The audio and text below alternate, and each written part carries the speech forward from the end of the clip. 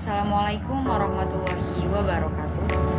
Perkenalkan, nama saya Dini, mahasiswa Akidah dan Filsafat Islam Universitas Islam Sultan Maulana Hasanuddin Banten dengan NIM 2313-1005 dengan hobi memasak. Akan sedikit memaparkan tentang peran tauhid. Terdapat pertanyaan mengenai bagaimana tauhid dapat menjadi landasan politik dan ekonomi. Tauhid sebagai landasan politik dan ekonomi menyatakan hanya Allah yang berhak disembah dan ditaati secara mutlak.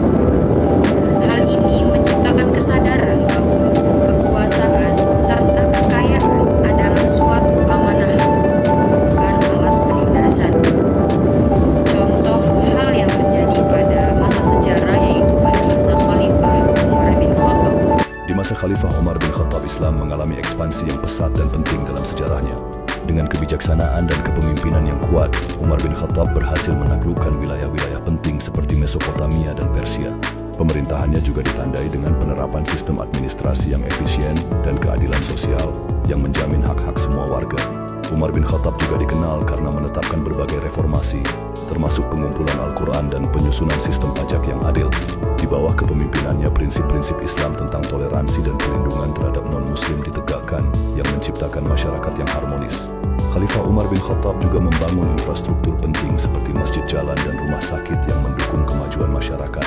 Pengaruhnya dalam pengembangan hukum Islam juga sangat signifikan, dengan banyak keputusan yang membentuk dasar sistem hukum hingga saat ini. Warisan Umar bin Khattab terlihat jelas dalam konsep kepemimpinan yang egaliter dan prinsip-prinsip keadilan yang beliau terapkan.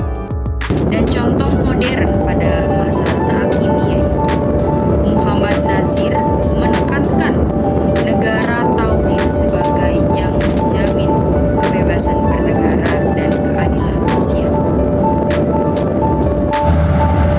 Lalu terdapat pertanyaan lagi mengenai bagaimana tauhid dapat menjadi pondasi penataan lingkungan hidup dan kota.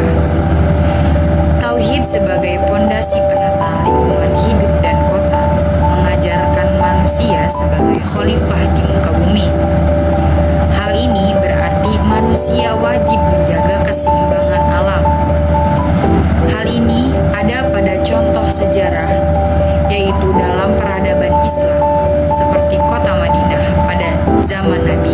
Terdapat zonasi kota, yakni masjid sebagai pusat pasar bebas riba dan area hijau yang dilindungi. Dan contoh yang ada pada masa sekarang, yakni masa modern, yaitu kebijakan lingkungan Iran pasca revolusi Islam banyak dipengaruhi oleh prinsip tauhid dan konsep amanah dalam mengelola sumber daya.